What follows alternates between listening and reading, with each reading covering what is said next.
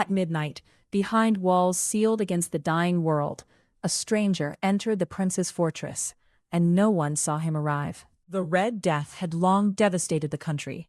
No pestilence had ever been so fatal or so hideous. Blood was its mark and its seal. Sharp pains, sudden dizziness, and then a terrible bleeding from the pores. The disease ran its course in half an hour, ending in dissolution. Scarlet stains upon the body, and especially upon the face, became a sentence of exile.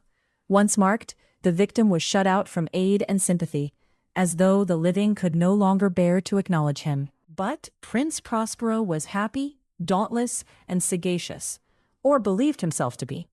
When half his dominions had been emptied by the plague, he summoned 1,000 healthy and light-hearted friends from among the knights and ladies of his court.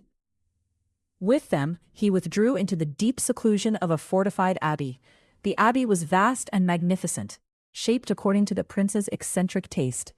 A strong, lofty wall surrounded it, and iron gates barred the entrances. Once the courtiers had entered, they brought in furnaces and heavy hammers, and welded the bolts shut. No one was to enter, no one was to leave. They intended to exclude every impulse of despair from without, and perhaps every thought of the suffering world within. The abbey was richly supplied with food and wine. There were musicians, dancers, jesters, and performers. There was beauty, extravagance, and every appliance of pleasure. The prince declared that it was folly to grieve or to think. Outside was the Red Death. Inside, they would make a fortress of delight.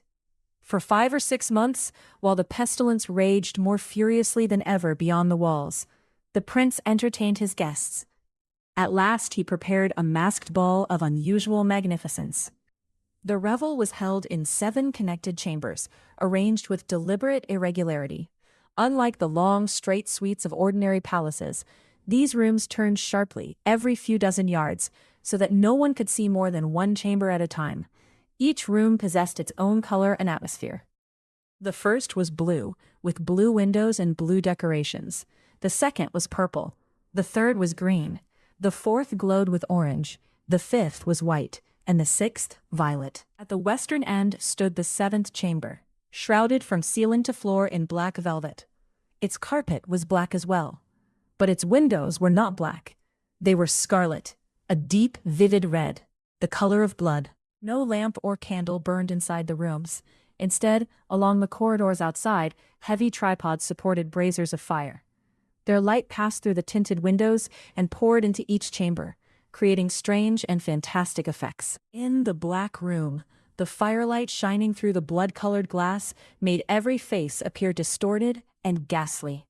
Few of the revelers were bold enough to enter it. Against the western wall of that chamber stood a gigantic clock of ebony.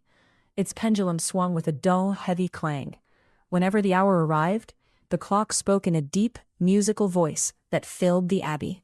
Each time it sounded, the musicians stopped playing. The dancers ceased their movements. The entire company fell silent and listened.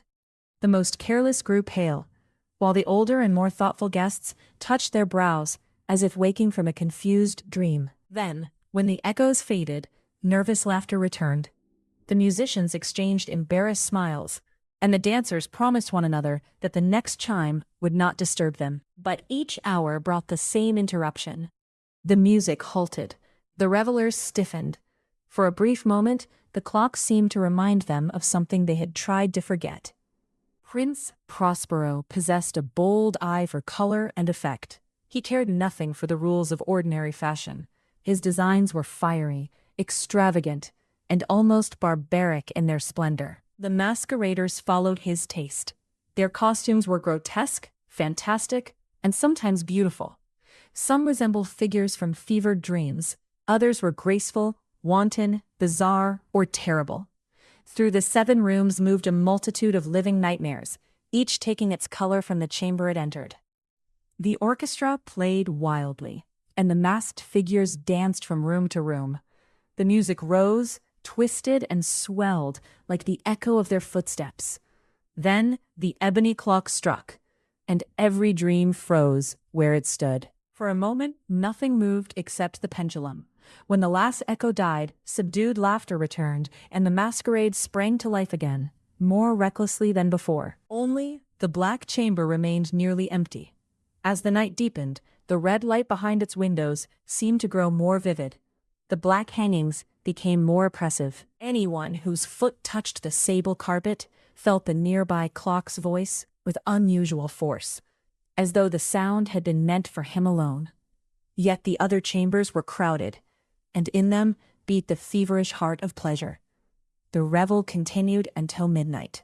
Then the ebony clock began to strike. The first stroke silenced the music.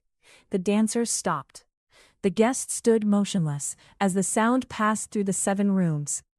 There were 12 strokes in all, and with each one, more thought entered the minds of those who had come to forget thought entirely.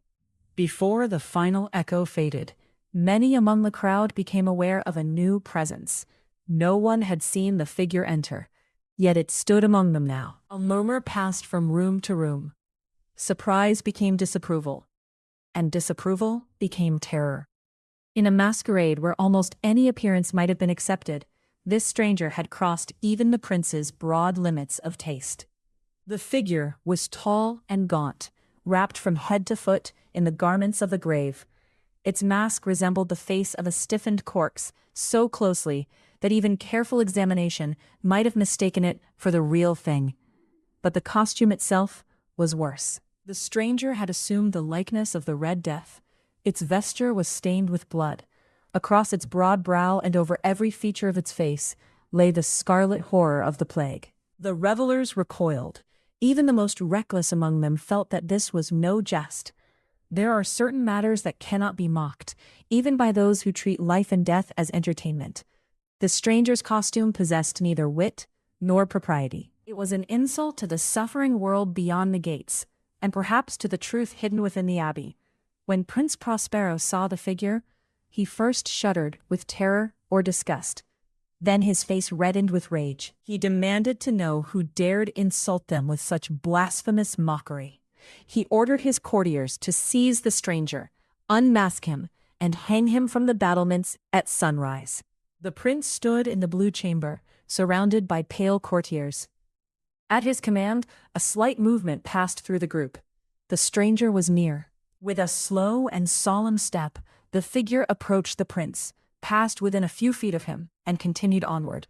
The entire assembly shrank away from the center of the rooms and pressed itself against the walls. The stranger moved from blue to purple, from purple to green, from green to orange, then through white and violet. Still, no one dared touch him. At last, Prince Prospero, maddened by rage and by the shame of his own hesitation, seized a dagger and rushed after him. The courtiers did not follow. A deadly terror held them in place. The prince pursued the figure through the 6 chambers. He came within a few feet of the black apartment, where the ebony clock watched over the darkness. There, at the edge of the velvet chamber, the stranger turned and faced him. A sharp cry rang out. The dagger fell gleaming onto the black carpet. At that same instant, Prince Prospero collapsed beside it and died. Then, driven by despair, the revelers rushed into the black chamber. They seized the mummer and tore at the grave garments. But beneath the cerements and the corpse-like mask, there was no body, no face, no human form at all. The stranger had been empty. And then the truth was acknowledged. The Red Death had entered the abbey. It had come like a thief in the night, passing through walls that men had believed secure. One by one, the revelers fell throughout the blood-stained halls. Each died in the posture of his final terror, while the masquerade dissolved into silence. The ebony clock ceased to measure the hours when the last of the gay had fallen. The flames on the tripods expired. The colored windows faded into darkness. And darkness, decay, and the Red Death held unlimited dominion over all. The walls had kept the plague outside, but they had never kept death away.